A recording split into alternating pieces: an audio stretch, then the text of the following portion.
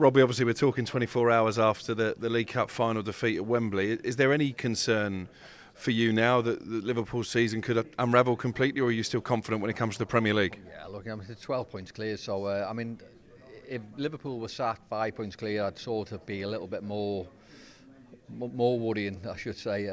But yeah, I think they're in a great position. I think we can get overly carried away with giving the players too much stick. They've had obviously a tough season.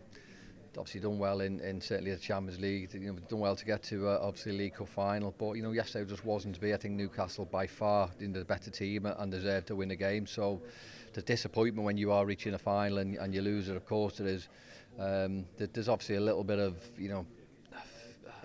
for Newcastle, what they've gone for 70 years winning a trophy. So you want to win it, but there's a great story there from a Newcastle point of view. But Liverpool, if you'd have said to any fan at the start of the season, you'll do well in the League Cup, get to a final, you'll do well in the Champions League, but you'll win the Premier League, what would you take? And I think 10 times out of 10, I think the fans are saying the Premier League. So in a good position. There's been a few disappointments, we know that, but it's still going to be a fantastic season if they win that Premier League, or when they win the Premier League, I should say. Will that be the message from Arne Slot as well? Look, we've had a bad week out the Champions League. We've lost a cup final at Wembley, but let's not lose sight of the bigger picture. When I came in the summer and replaced the legendary manager, if you'd have told me, if I'm Arne Slot, I'd be this far clear in the Premier League, I'd have taken that. Oh, absolutely. I think, coming to the defence of Arne Slot, I think he's been a tremendous, asset to the team and the squad in Liverpool. He knows that it was a tall order to try and sort of get into Liverpool and sort of fit into what Jurgen's done. And the biggest compliments I can pay him is we haven't really missed Jurgen, and that seems like such a criminal thing to say, because of Jurgen's took Liverpool back to a level that and quite rightly talking about one of the top teams, not just in Europe but in world football. So what he's achieved this year, his first team with Jurgen's players.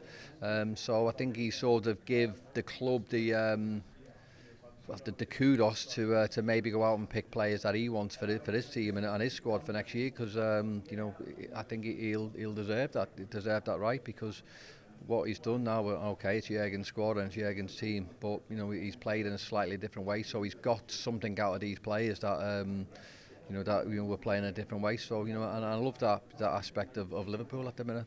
And look, it'll be an amazing development if they don't win the league. We know that, but obviously it's not done and dusted. We know, but they're in such a great position, and I think as long as everyone's healthy and from this game that was gone just the Newcastle one, there's still a lot to play for.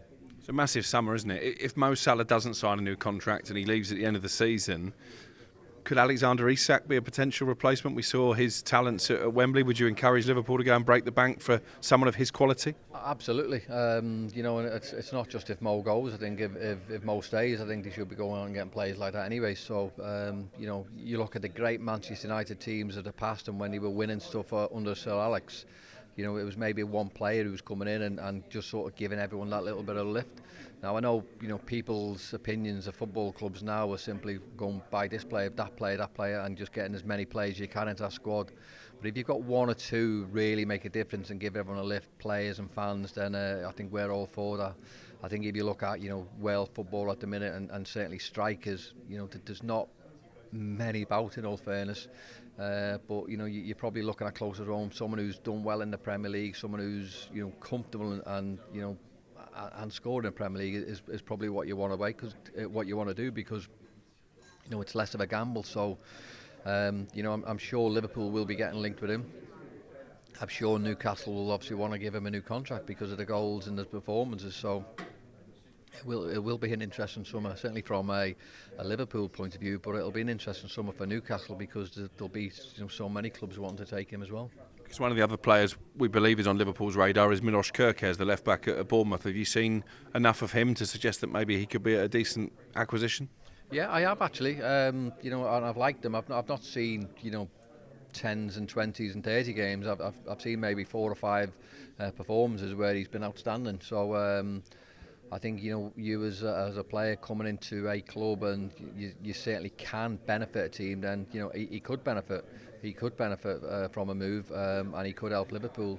But saying that, I'm also a big fan of Andy Robertson. You know, I'm not one of these who jumps on his bandwagon saying, "Oh, well, he's not good enough or his legs are gone," because I still think Andy Robbo was a brilliant player.